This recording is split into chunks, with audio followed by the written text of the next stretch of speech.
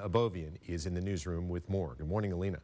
Good morning, Eric. Well, Mr. Trump is considered the presumptive Republican nominee, presidential nominee, and over the weekend he was out campaigning and made some controversial remarks. This was during a rally in Ohio, both the announcer and Mr. Trump making some questionable references when it came to the January 6th insurrection and the rioters and the future of democracy in this country.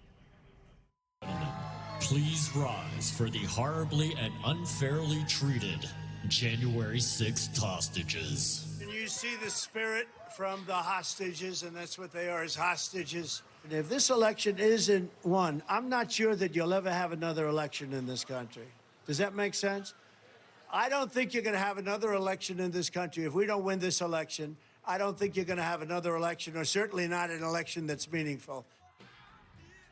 There are some reports that teleprompter wasn't working during the rally due to high winds, and Trump was struggling to find the right words.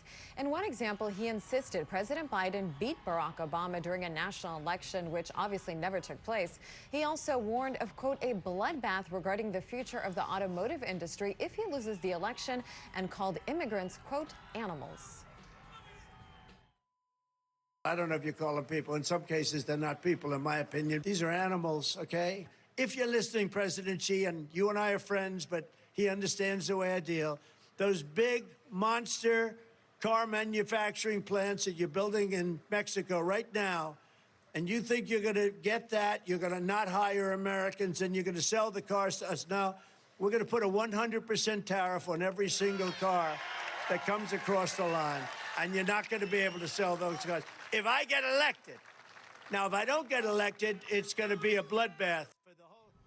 And Trump's remarks are drawing backlash from Democrats and Republicans. Former Vice President Mike Pence, who announced Friday that he is not endorsing Trump, came to his defense, however, of his former boss over the weekend when speaking with the media. The president was clearly talking about the impact of imports devastating the American automotive industry. What does that mean? He's going to exact a bloodbath? There's something wrong here. We just have to win this election. And in response to all this, Mr. Trump saying this in part, the fake news media and their Democrat partners into the destruction of our nation pretended to be shocked by my use of the word bloodbath. With the electric car mandate being pushed by Biden, there soon won't be any cars made in the USA unless I'm elected president, in which case auto manufacturing will thrive like never before. And firing back, President Biden criticized Trump during a dinner in D.C. Saturday night regarding his mental stability, saying the big news this week is two candidates clinched their party's nomination for president. One candidate is too old and mentally unfit to be president. The other is me. And take a look at this. A new poll released this morning by Affirm Public Policy Polling is showing President Biden leading former President Trump by 1 point. 9% of voters still, however, are undecided. At this point, the slight advantage is considered a tie due to the margin of error. We'll send it back to you. Okay, Alina, thank you for that. This morning, a traffic nightmare at LAX yesterday due to ongoing construction on the airport's people mover.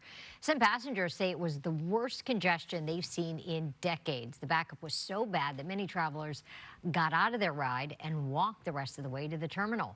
One person says the LAX flyaway dropped them off 2 stoplights before the airport's entrance. Another says it took 90 minutes to get from the tunnel on Sepulveda to their terminal.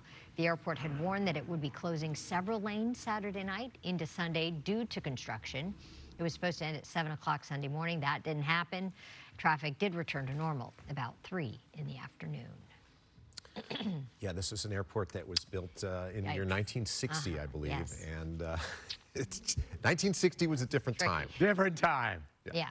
Different time. You probably had a plane an hour or something like that, departing and arriving. Yeah. Yeah, different time altogether. But, you know, Security issues and yeah, a whole different. and the construction of that people mover, let's hope that really clears things up. Let's hope that really helps things out. Can only get better. Yeah, well, not necessarily.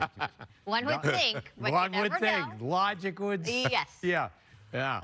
I mean, with the Uber and everything, that whole thing, when you walk out of the terminal here, you don't know, do you catch your Uber here? Do you catch a bus to go to your... We're one of the few airports that has that kind of setup. Exactly, and that was supposed to be better. 74-73.